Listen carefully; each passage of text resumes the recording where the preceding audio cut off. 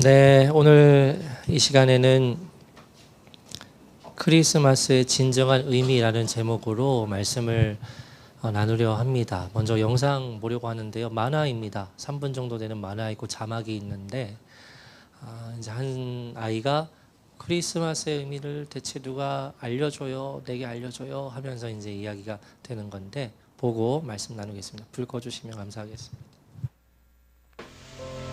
We're back.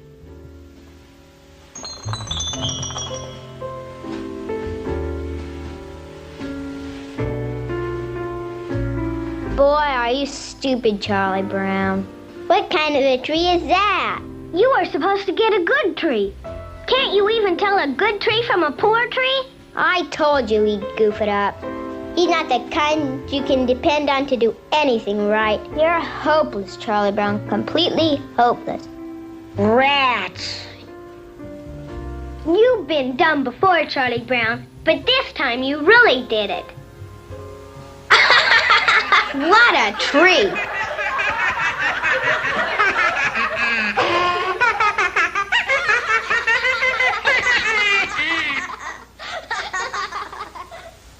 I guess you were right, Linus. I shouldn't have picked this little tree. Everything I do turns into a disaster. I guess I really don't know what Christmas is all about. Isn't there anyone who knows what Christmas is all about?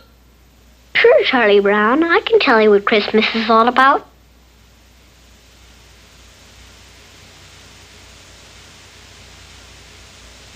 Lights, please. And there were in the same country shepherds, abiding in the field, keeping watch over their flock by night.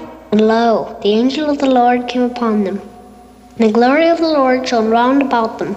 And they were sore afraid. And the angel said unto them, Fear not. For behold, I bring you tidings of great joy, which shall be to all people. For unto you is born this day in the city of David a Savior, which is Christ the Lord. And this shall be a sign unto you. You shall find the babe wrapped in swaddling clothes, lying in a manger. And suddenly there was with the angel a multitude of the heavenly host praising God, and saying, Glory to God in the highest, and on earth peace, goodwill toward men.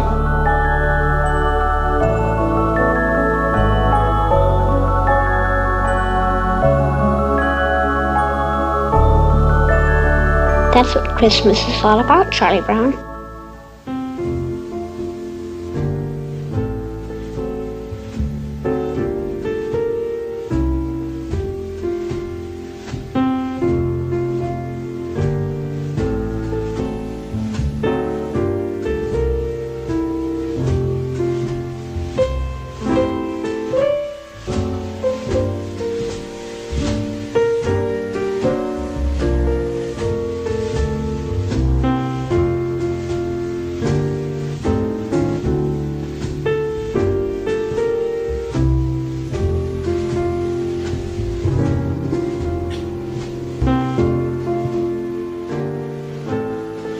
For behold, I bring you tidings of great joy, which shall be to all people.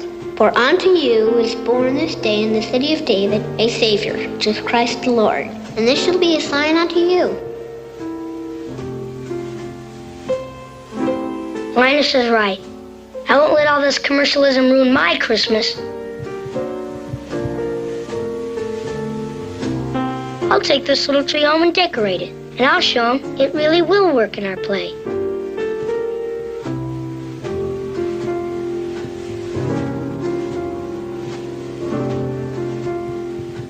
네, 여기까지입니다. 별 내용은 없지만 그래도 크리스마스의 의미에 대해서 이제 성경 구절을 근거로 의미를 가져야지 하는 그런 영상이었고요. 오늘 성탄 이 예배 설교를 준비하면서 제가 가장 힘쓴 것 한 가지, 쉽게 해야겠다. 말씀을 진짜 쉽게 전해야겠다라는 생각을 했습니다. 그래서 오늘 한번 그렇게 해볼 테니까 여러분들이 판단해 주시고 쉽다고 했는데 왜 어려워요? 라고 이렇게 피드백 해주셔도 되고요. 그래서 오늘은 그 성탄절이 가지는 의미와 그리고 복음에 대해서 쉽게 간략하게 다시 한번 나누는 시간을 가지도록 하겠습니다. 2000년이 지났는데도 불구하고 우리가 이 성탄절 크리스마스를 지키는 이유는 예수 그리스도께서 성경의 주인공이시자 세상의 주인공이심을 우리가 분명히 믿고 고백하기 때문입니다. 지난 주일에 구약과 신약에 대해서 제가 간략히 말씀을 드린 부분이 있는데 다시 한번 말씀을 드리려 해요. 그래서 구약 말씀을 보면 이와 같이 구성이 되어 있습니다. 한자를 보면 옛 구랑 맺을 약자를 써서 구약이라고 표기를 하고요.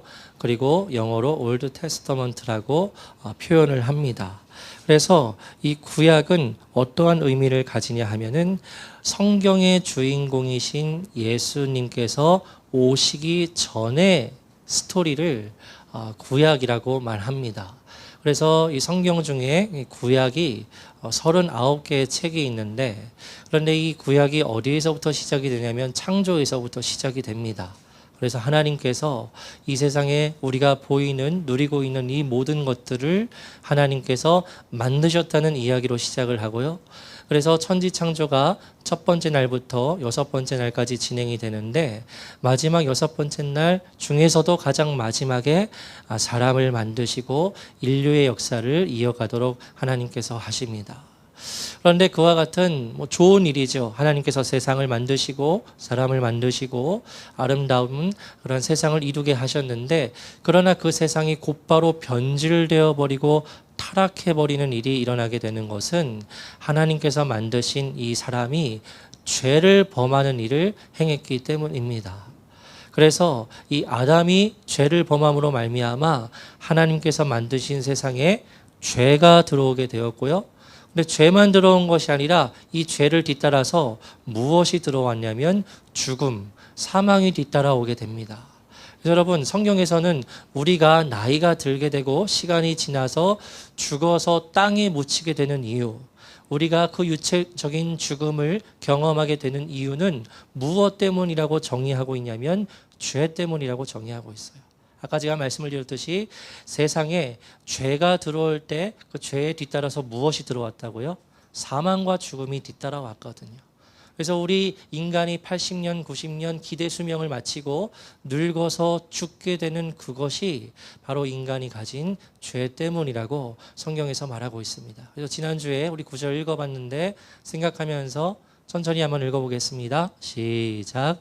그러므로 한 사람으로 말미암아 죄가 세상에 들어오고 죄로 말미암아 사망이 들어왔나니 이와 같이 모든 사람이 죄를 지었으므로 사망이 모든 사람에게 이르렀느니라. 아멘.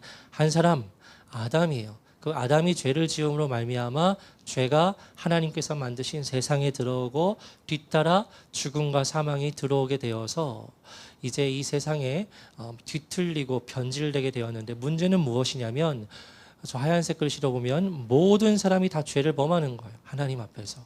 그렇기 때문에 모든 사람이 죄인이기 때문에 죽음이 사망이 모든 사람에게 이르렀다고 성경에서는 말합니다. 그래서 하나님께서 아름답게 창조를 하셨는데 그 창조의 세계가 이제 죄로 인하여서 뒤틀린 거죠. 그래서 그와 같은 인류의 역사가 진행이 되다가 하나님께서는 그 세상에 많은 민족들이 있었겠죠. 이것은 실제 역사 스토리이기도 합니다. 그 많은 민족 중에서 하나님께서는 한 민족을 선택을 하세요. 다시 구약 페이지 띄워주시면 좋겠는데 그래서 이스라엘 백성을 하나님께서 선택하셔서 그 이스라엘 백성에게 하나님의 뜻을 보여주십니다. 그래서 이 이스라엘 백성과 하나님과 함께 호흡하는 이야기가 구약 성경에 기록되어 있고요. 그런데 그 이스라엘 족속에서 시작된 그와 같은 활동과 또 예언가들이 있었는데 이 예언자들이 무엇이라고 예언을 했냐면 수백 년 후에 하나님의 아들 그리스도께서 이 세상에 오실 것이다라는 예언을 남기게 됩니다. 그래서 이 구약 예수 그리스도 주인공께서 오시기 이전에 이와 같은 내용으로 구성이 되어 있고요. 그 다음에 이제 신약으로 넘어가게 되지요. 새로운 신자, 맺을 약자, 뉴 테스터먼트라고 해서 신약이 시작이 되는 겁니다. 그래서 신약이 27권의 책으로 이루어져 있는데 그 가장 처음에는 어떤 스토리가 있냐면 오늘 성탄절의 의미와 연결되듯이 예수님께서 이 예수님은 하나님의 아들이십니다. 인간이 아닙니다. 다른 종교와 독립적으로 되는 부분이지요. 이 예수는 인간이 아니라 하나님의 아들이신데 그 하나님의 아들이신 분께서 인간의 몸을 입고 이 세상에 오셔서 아기로 태어난 스토리로부터 이제 신약이 시작이 되는 거예요. 그래서 그 예수님께서 잘하십니다. 보통 사람과 똑같이 잘하시다가 30세쯤에 하나님의 때가 이르게 되거든요. 예수님께서 30세쯤에 하나님의 때가 이르셔서 이제 보통 예수님께서 30살부터 33살까지 3년간 그때부터 이제 하나님의 아들로서의 정체성을 가지시고 활동을 하십니다. 그래서 그때 수많은 기적들이 예수님을 통해서 일어나지요. 예수님의 말씀을 듣고 많은 사람들이 위로를 얻고 또 그 죄에서 벗어나는 길을 알게 되었고 또 예수님의 그 기적으로 인하여서 가난했던 사람들이 먹을 것을 얻게 되고 병자들이 병이 낫고 또 귀신 들린 사람에게서 귀신이 쫓겨나가는 그와 같은 기적이 예수님으로부터 이루어집니다. 그런데 그 예수님께서 3년간 그와 같은 사역을 하시다가 그 3년의 끝에 어떠한 일을 당하시게 되냐면 그 당시 종교 권력자들의 그와 같은 권력으로 인하여서 결국엔 그 당시에 가장 비참했던 사형의 방법인 십자가에 달려서 죽으시게 됩니다. 그래서 하나님의 아들이신데 죽으세요. 아니 하나님이 어떻게 죽을 수 있어? 신이 어떻게 죽을 수 있어? 죽을 수 있습니다. 왜 그렇죠? 인간의 몸을 입고 있기 때문이에요. 그래서 이 예수님은 특별하신 게 100% 하나님이시면서 또 100% 사람이십니다. 그래서 사람의 몸을 입고 계시기 때문에 그 사람의 몸을 입으신 예수님께서 십자가에서 결국 죽으시게 되어요. 그런데 하나님이시기 때문에 3일 만에 다시 어떻게 되십니까? 부활하시게 되고 하늘로 올라가시게 되죠.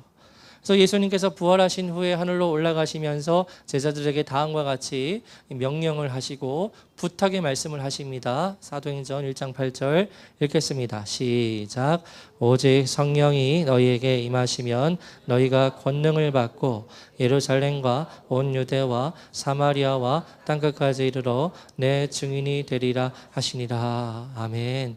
예수님께서 하늘로 올라가시면서 이것도 뭐 어떻게 보면 동화 같은 스토리라고 할 수 있는데 실제로 하늘로 올라가시면서 마지막으로 제자들에게 성령님께서 너희에게 오시면 너희가 능력을 받고 어떠한 영적인 파워를 경험하게 되고 너희들이 온 세상에 복음을 전하는 증인이 될 것이다 라고 말씀하셨는데 그 예수님의 말씀대로 제자들에게 성령님께서 오셔서 어떠한 권능을 받고 복음을 전하는 증인들이 됩니다.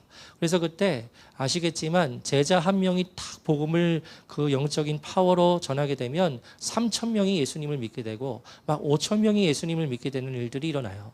그래서 예수님을 믿는 사람들이 제로였습니다. 거의 없었습니다. 해봤자 뭐 100명도 안 넘었습니다. 그런데 이때 성령님께서 오시고 나서 복음이 전파되었을 때 예수님을 믿는 사람들이 점점 늘어나는 거예요. 그래서 예수님을 믿는 사람들이 점점 늘어남으로 무엇이 구성되게 되냐면 교회가 만들어지게 되고 그래서 그 처음에 교회에 대한 역사가 여러분 이것도 히스토리입니다. 성경에 기록된 히스토리뿐만 아니라 일반 역사에서도 인정하는 히스토리입니다. 교회의 역사가 시작이 되어요. 그래서 그 교회의 역사가 지금 2025년까지 흘러오고 있고 이제 신약의 마지막으로 이제 성취되지 않은 우리에게 이루어지게 될 마지막 하나의 일이 남아 있는데 그것이 바로 예수님의 재림이다. 하늘로 올라가신 예수님께서 다시 이 땅에 오시게 되는 그날의 성취가 우리에게 남아 있다고 지난 주일에 나누었습니다. 여러분 한 줄로 제가 정리한 거 아시죠? 그래서 창조부터 재림까지예요. 하나님께서 이 세상을 창조하심으로 모든 역사가 시작이 됩니다. 그런데 그 창조의 세계가 아까 말씀드렸듯이 죄로 인해서 뒤틀려 버려서 그렇게 모든 사람들이 죄인이 돼서 오는 가운데 하나님께서는 자신의 아들 예수님을 하나님의 아들을 보내셔서 죽게 하심으로 구원의 길을 여시고 그래서 예수님을 믿게 된 자들은 용서함을 받아 구원을 얻어서 교회를 이루게 되고 그래서 지금도 전 세계 가운데 복음을 모르는 사람들, 예수님을 모르는 사람들에게 복음을 전하는 사명을 감당하는 이들이 있고 예수님께서 재림하실 때까지 그 복음을 전하는 사명을 계속해서 믿는 자들이 감당하고 있는 중에 있습니다. 그래서 창조부터 재림까지는 모든 인류의 역사예요. 성경이 말하는 인류의 역사입니다. 그건 교회에서 말하는 거잖아요. 기독교에서 말하는 거잖아요. 맞아요. 교회에서 말하는 거고 기독교에서 말하는 겁니다. 그러나 예수님을 믿는 우리는 이 모든 인류의 역사, 세상의 역사가 창조부터 시작되어서 예수님의 재림으로 맞춰진다는 것을 믿음으로 고백하는 사람들이지요. 그래서 우리는 그와 같은 것을 믿음으로 고백하면서 오늘날 신앙생활을 하고 있는 것인데, 오늘이 이제 예수님께서, 그 하나님의 아들이신 예수님께서 이 땅에서 인간의 몸을 입고 태어나신 것을 기념하는 성탄절이자 크리스마스입니다. 그래서 크리스마스가 되면 우리가 함께 인사했지만 메리 크리스마스라고 인사를 하지요.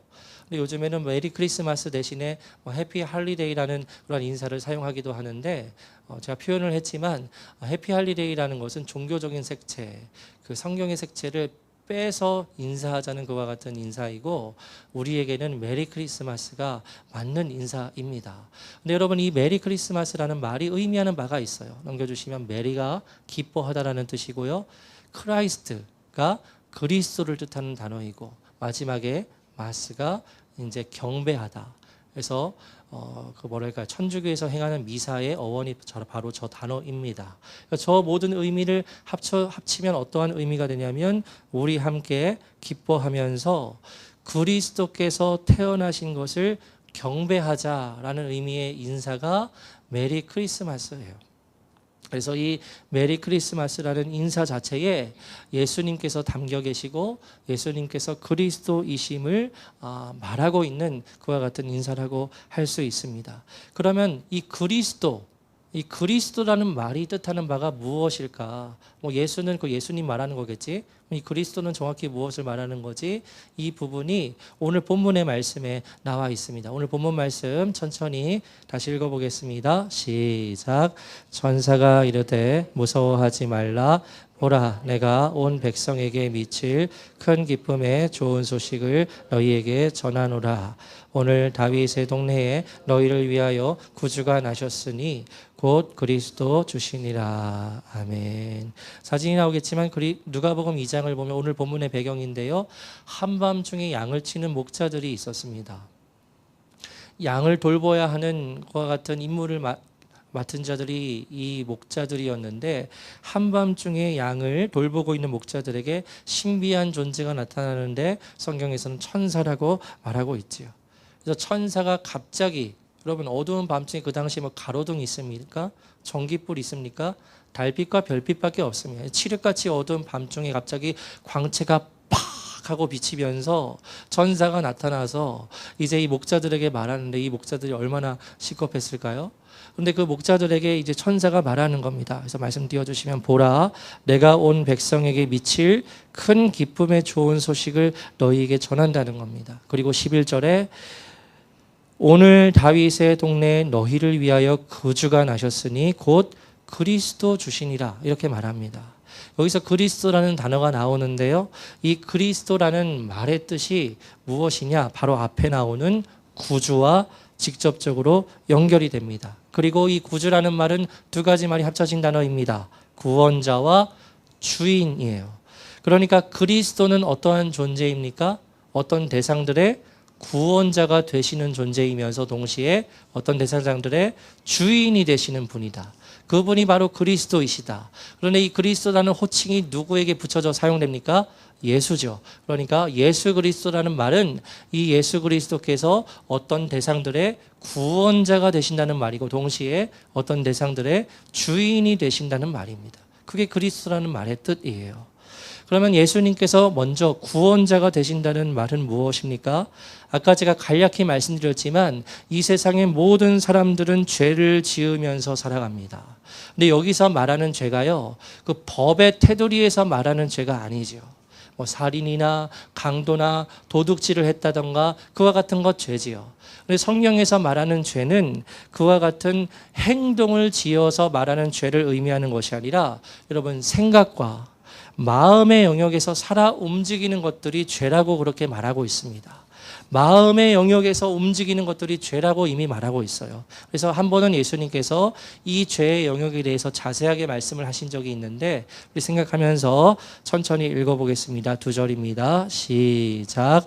마음에서 나오는 것은 악한 생각과 살인과 간음과 음란과 도둑질과 거짓 증언과 비방이니 이런 것들이 사람을 더럽게 하는 것이요 씻지 않은 손으로 먹는 것은 사람을 더럽게 하지 못하느니라. 아멘. 방금 말씀을 보면 예수님께서 죄의 종류에 대해서 나열하시는데 악한 생각, 살인, 간음, 음란, 도둑질, 거짓 증언, 비방에 대해 언급하시며 여러분 이와 같은 죄들이 어디에서 나온다고 말씀하십니까? 마음에서 나온다는 거예요. 그래서 여러분 기독교에서 의미하는 죄는 행동으로 짓는 죄뿐만 아니라 생각과 마음의 영역의 모든 죄들을 다 포함하는 겁니다. 근데 여러분 마음이 뭐지요? 사람에게 있어서 마음이 뭐지요?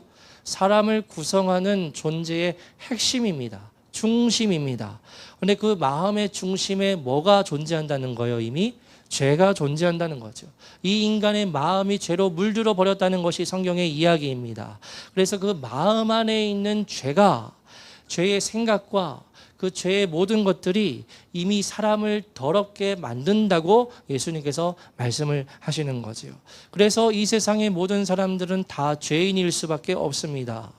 나는 겉으로 행동으로 죄 안 짓는데요. 나는 저런 죄인들에 비해서 비교적 도덕적으로 살아왔는데요. 그럴 수 있지요.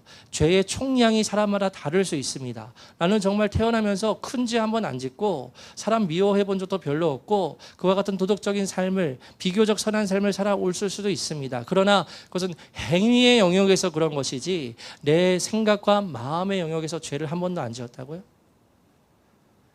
내 마음속에서 사람을 무시해 본 적 한 번도 없다고요? 겉으로는 웃으면서 말하지만 속으로는 그 사람을 미워하거나 욕해 본 적이 한 번도 없다고요? 아닐 겁니다. 그러니까 성경에서 말하는 죄의 영역은 행동의 죄가 아니라 생각과 마음의 영역에서의 모든 영역을 다 포함하기 때문에 이 세상의 모든 사람들은 다 죄인이다. 죄를 짓지 않은 사람은 이 세상에 한 명도 없다라고 성경에서 말하는데 문제는 무엇입니까? 아까 말씀드렸죠. 이 세상에 죄가 들어올 때 무엇이 뒤따라 들어왔다고요?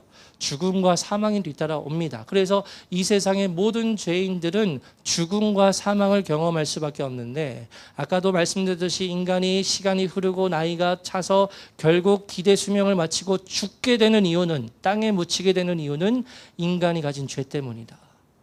죄 때문에 인간은 죽게 되는 것이다. 그런데 여러분 땅에 묻히는 것으로 화장당하는 것으로 끝이 아닙니다. 인간은 사람에게는 무엇이 있지요? 보이는 몸에 있지만 보이지 않는 영혼이 있습니다. 그런데 그 영혼이 죽게 되면 이 육신이 땅에 묻히게 되면 그 영혼은 살아있어서 그 이후에 정말로 무서운 사망이라고 말할 수 있는 지옥에 떨어지게 된다는 거죠. 영원한 고통에 들어가게 된다고 성경에서 말합니다. 그래서 흔히 예수님을 믿지 않으면 지옥에 간다는 그와 같은 교회에서의 말이 바로 이와 같은 맥락을 축약해서 전하는 거예요. 예수님을 믿으면 천국에 가고 예수님을 믿지 않으면 지옥에 간다라는 말을 듣게 될 때 반감이 탁 튀어오릅니다. 야, 뭐 예수만 믿어야 돼? 왜 자꾸 나보고 죄인이라고 해? 내가 무슨 죄를 지었다고? 나 그렇게 비교적 선한 삶을 살아왔어. 그렇게 큰 죄 짓지 않았어. 라고 우리 마음속에서 그렇게 반항하는 마음이 용수철처럼 튀어오르지만 성경에서 말하는 기준대로 나 자신을 대입해 보면은 나는 죄인이 맞아요. 생각의 영역에서 죄를 한 번도 안 지은 사람 없거든요. 나는 죄인이 맞아요. 근데 성경에서 죄인은 결국 죽음을 맞이할 수밖에 없다는데 그 말대로 나는 이제 나이가 차면 죽게 되어요. 그런데 그 죽음이 끝이 아니라 영혼이 있어서 그 영혼이 죄 때문에 영원한 고통을 받는 지옥에 들어간다고 성경에서 말하고 있다면 여러분 그러면 진짜 지옥의 존재가 실제하는 것 아닌가요? 인간의 존재가 죄 때문에 그 기대 수명을 마치고 죽게 되는 것이 팩트잖아요. 이 세상에. 그것이 팩트고 그것이 성경에 기록되어 있다면 그러면 성경에서도 그 죽음 이후에 영원한 지옥이 있다고 말하고 있는데 그럼 그것도 팩트일 가능성이 많지요. 여러분 해봤자 50대 50이에요. 지옥이 있을 가능성 50%, 지옥이 없을 가능성 50%. 많이 쳐봐야 50대 50입니다. 그런데 성경에서 말하는 것들이 우리가 볼 때엔 상식적으로 맞는 말들이 많거든요. 그러면 이 지옥의 존재에 대해서 우리가 확률적으로 생각해 볼 때도 50대 50이다. 그러면 이것은 우리에게 있어서 굉장히 뭐랄까요? 무거운 주제가 될 수도 있는 거죠. 내가 죽었는데 사고를 당해서 그런 일은 없으시겠지만 여기 있는 분들에게 죽게 되었는데 내가 생각하지 않았던, 내가 무시했던 지옥이 정말로 있네. 그런데 성경에서 말하는 것처럼 그곳에 한번 들어가면 영원한 고통을 받아야 되네 라는 현실을 딱 죽어서 마주하게 되면 그때는 돌이킬 수가 없는 거죠. 그런데 이 세상의 모든 사람들이 죄인이기 때문에 죽게 되고 지옥에 들어갈 수밖에 없는 그와 같은 상황 가운데 살아가고 있는데 하나님께서 우리가 지옥에 가기를 원치 않으셔서 우리를 죄에서 구원하시기 위한 계획을 세우십니다. 프로젝트를 계획하십니다. 그것이 바로 어떤 프로젝트냐면은 나의 아들을 이 세상에 보내는 프로젝트예요.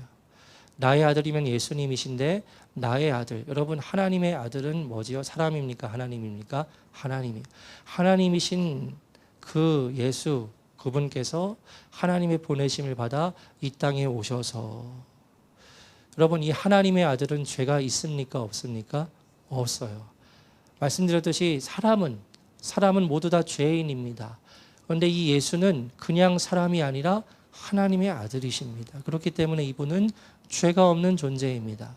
그래서 이 죄가 없으신 하나님의 아들이신 예수님께서 십자가에 매달려 죽으실 때 자신의 죄가 아니라 이 세상의 모든 사람들이 범한 그 죄를 죄가 없는 분이 다 떠안으시고 대신 희생하시면 이 세상의 사람들의 모든 죄가 그 대신 죽으신, 대신 사망을 경험하신 이 예수님으로 인해서 죄를 용서받을 수 있는 길이 열리게 되는 거죠.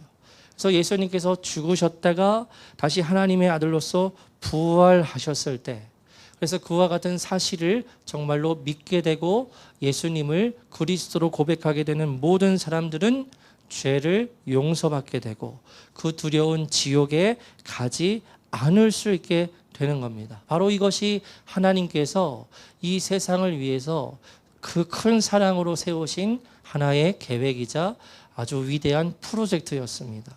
근데 그 계획과 프로젝트를 그 예수님께서 아주 완벽하게 컴플리트 하세요. 그래서 하나님께서 그 모든 계획을 세우시고 아들을 보내셔서 구원하시려는 이와 같은 프로젝트의 내용이 성경에 가장 잘 표현되어 있는 구절, 요한복음 3장 16절 함께 읽겠습니다. 시작. 하나님이 세상을 이처럼 사랑하사 독생자를 주셨으니 이는 그를 믿는 자마다 멸망하지 않고 영생을 얻게 하려 하심이라. 아멘. 이제까지 말씀드렸던 제 모든 내용이 다 이 한 구절에 녹여져 있습니다. 그래서 하얀 글씨, 이는 그를 믿는 자마다 멸망하지 않고, 멸망한다는 것은 지옥에 떨어진다는 말입니다. 이는 그를 믿는 자마다 멸망하지 않고 영생을 얻게 하려 하심이라. 영생을 얻게 하려 하신다는 것은, 영생을 얻는다는 것은 하나님 나라 천국에 들어가게 된다는 말입니다. 그와 같은 길을 하나님께서 우리를 사랑하셔서 여셨고 그 완벽한 계획을 예수님께서 비참하게 죽으심으로 완벽하게 클리어하셨다라는 것이 성경의 이야기예요. 그래서 여러분 예수님을 믿게 될 때 어떠한 일들이 일어나게 됩니까? 나의 지었던 모든 죄가 다 용서받게 됩니다. 구원을 받게 됩니다.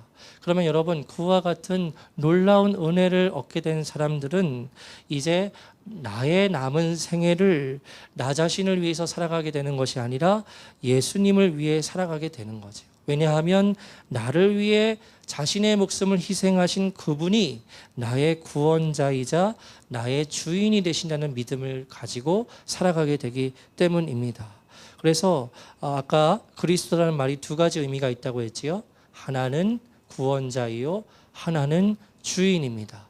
우리가 예수님을 인하여서 모든 죄가 용서함 받고 구원함을 얻어서 이제 그 무서운 지옥이 아니라 하나님 나라에 들어가게 되는 것이 결정되고 확증이 되었다면 여러분 이제는 우리는 누구를 위해서 살아갈 수밖에 없는 겁니까? 예수님을 위해서 살아가게 된다는 거죠. 그래서 정말로 믿음을 가진 자들은 이제 남은 나의 생애를 내가 계획해서 내 뜻대로 내가 어떻게 해서 행복을 위해서 살아가는 것이 아니라 나를 위해 돌아가신 그 예수님을 위해서 그 예수님의 뜻을 위해서 살아가게 되는 사람으로 정말로 변하게 된다는 거죠. 그래서 여러분 교회 안에 진짜 구원을 받은 사람과 아직 구원을 받지 못한 사람들이 동시에 공존합니다. 아마 교회 바깥에 있는 분들이 교회 안에 있는 사람들을 볼 때 야, 뭐 우리와 별 다를 바 없네. 교회 다니는 사람들도 되게 이기적이네. 야, 더 위선적이야 교회 다니는 사람들이. 그와 같은 모습을 교회 안에 있는 사람들에게서 발견하게 되는 이유는 제가 방금 말씀드렸듯이 오늘날 교회 안에는 진짜 구원을 받은 사람과 아직 구원을 받지 못한 사람들이 동시에 공존하기 때문입니다. 그런데 여러분 진짜 우리가 예수님을 믿게 되고 구원을 받았다면 이 사람들은 달라요. 왜 다른지 아십니까? 나의 이기적인 그 행복을 위해서 살아가는 사람들이 더 이상 아니거든요. 이 사람들은 무엇을 믿고 고백하냐면 예수 그리스도께서 성경의 주인공이시며 이 온 세상의 주인공이 되시고 또한 나의 구원자가 되시며 나의 주인이 되신다는 분명한 믿음을 가지고 이 세상을 살아가게 됩니다. 그러니까 교회 안에서 정말 구원을 받은 사람들은 뭔가 볼 때 다른 면이 있는 거죠. 여러분 어떻게 보면 교회 다니는 사람들은 이상합니다. 자신의 시간을 들여서 시간을 그렇게 허비하면서까지 예배에 참여하고요. 또 자신이 가지고 있는 재정과 돈을 들이면서까지 그렇게 자신이 가진 재정을 허비하기도 합니다. 어떤 사람들은 자신에게 맡겨진 직임과 역할이 많은데도 불구하고 교회 밖에서 사람들을 전도하기 위해서 열심을 내기도 해요. 교회 밖에 있는 사람들이 그와 같은 모습을 볼 때 이상해 보이는 거죠. 아니 왜 저렇게 시간을 낭비해? 아니 왜 저렇게 교회에다 돈을 내? 아니 왜 자기 일이 있는데도 불구하고 다른 사람들에게 전도하려고 저렇게 애를 써? 그냥 각자가 가지고 있는 생각 인정하고 각자가 가지고 있는 믿음 인정하면서 조화롭고 평화롭게 살면 되지 왜 유난히 교회 다니는 사람들은 그렇게 자신의 시간과 재정을 낭비하면서 다른 사람들에게 성경을 믿으라고 강요해? 하고 그렇게 생각을 할 수 있죠. 그런데 여러분 다른 이유가 없습니다. 다른 이유가 없어요. 바로 예수 그리스도께서 성경의 주인공이시자 이 온 세상의 주인공이 되시는 분이시기 때문에 그렇습니다. 그 예수 그리스도께서 나의 구원자가 되시고 나의 주인이 되시기 때문에 그렇습니다. 그분으로 인해 내 안에 있는 그 모든 죄의 문제가 해결이 되고 이제는 지옥이 아니라 하나님 나라인 천국에 갈 수 있게 되었기 때문입니다. 이 구원을 정말 경험했고 믿기 때문에 나는 이제 예수 그리스도를 위해서 살아가는 자가 된다라는 것을 다시 한번 오늘 이 성탄절 설교의 말씀을 드리고 싶었습니다. 여러분 일본에 고 이수연 씨라는 분이 대신 이렇게 희생을 하신 일이 있었어요. 2001년이었습니다. 되게 멀죠. 2024년이나 됐는데 2001년 1월 26일에 지하철역에서 우리나라 일본 유학생 였던 이수연 씨가 술에 취해서 선로에 떨어진 사람을 구하기 위해서 그렇게 노력을 했다가 그 사람을 구하고 자신이 대신 희생을 당했어요. 그래서 이 이야기가 일본 전역과 우리나라에 알려져서요. 수많은 사람들이 이 고 이수연 씨의 희생에 감동하면서 그분을 추모하는 물결이 24년이 지났는데도 지금까지 이어져 오고 있습니다. 특히 올해는 그 일본의 총리면 최고 지도자 아닙니까? 그 최고 지도자가 고 이수연 씨 묘소를 방문하기도 해요. 24년이나 지났는데. 이분을 위한 노래가 만들어지고요. 이분을 위한 영화도 만들어집니다. 이와 같이 고 이수연 씨의 이야기가 수많은 사람들에게 감동을 안겨주고 오랜 시간이 지나도 이 일을 기억하고 추모하는 것은 그분의 희생이 정말 대단하다는 것을 느끼게 되기 때문이죠. 아마 이 고 이수연 씨 때문에 목숨을 건지게 된 그 술에 취한 취객은 아마 평생 고 이수연 씨에게 감사하는 마음을 가지고 보답하는 심정을 가지고 삶을 살아갈 겁니다. 그런데 여러분 복음을 믿는 우리에게 이 이수연 씨와 같은 분이 바로 예수 그리스도이시지요. 그런데 예수는 단순한 인간이 아니라 하나님의 아들이십니다.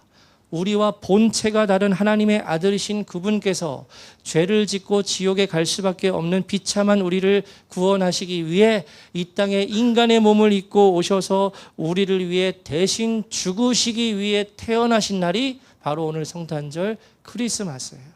여러분, 이 예수님은, 아기 예수님은 무엇 때문에 이 세상에 태어나셨죠? 결국 죽기 위해서 태어난 겁니다. 누구를 위해서요? 이 세상의 모든 인류를 위해. 지옥에 갈 수밖에 없는 그 모든 사람들을 위해 죽기 위해서 이 땅에서 아기의 몸으로 태어나신 하나님의 아들의 그 탄생을 기념하는 날이 바로 오늘 이 성탄절이자 크리스마스입니다. 그래서 아까 영상 초반에 우리가 내용을 보았지만 여러분, 크리스마스는 화려한 날이 아닙니다. 서로 선물을 주고받고 트리를 더욱더 화려하게 키우고 단순히 분위기에 취해서 즐거워하는 그런 날이 아닙니다. 하나님의 아들 예수 그리스도께서 우리를 위해 죽으시기 위해 이 땅에 아기의 몸으로 태어나신 날이자 성경의 주인공이자 온 세상의 주인공이신 그분이 우리를 사랑하셔서 우리를 위해 이 땅에 오신 날이 바로 성탄이자 크리스마스이다. 이것이 바로 크리스마스의 진정한 의미입니다.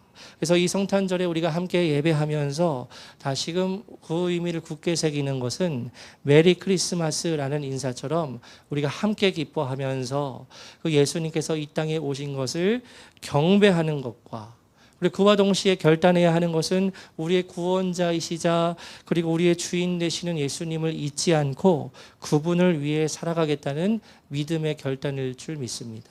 그와 같은 결단이 우리가 오늘날 분명히 있어야 하고 예수 그리스도 바로 그분이 우리 모두의 주인이시고 구원자이시자 이 온 세상의 주인공이 되시며 또 이따가 찬양 고백하겠지만 이 온 세상의 무엇이 되십니까? 왕이 되시는 분이죠. 온 세상의 진정한 왕이 되시는 분이 바로 예수 그리스도이십니다. 오늘날 정치 체계가 민주주의, 사회주의 나누어져 있지만 여러분, 성경에서 말하는 체계는 왕이 다스리는 나라예요. 우리의 왕이 누구십니까? 예수 그리스도. 우리는 그분의 나라의 백성들이지요. 구원받은 모든 이들은 왕이신 예수님께서 다스리시는 그 나라, 또 하나님께서 다스리시는 그 나라의 백성들이 되는 것입니다. 그래서 우리가 하나님 나라의 백성으로서 우리의 왕이신 예수님께서 탄생하신 이 날을 기념하여 함께 기뻐하면서 그리스도이신 예수님을 마음껏 경배하는 오늘 이 시간이 되기를 주님의 이름으로 축원합니다. 함께 찬양하고 기도하겠습니다.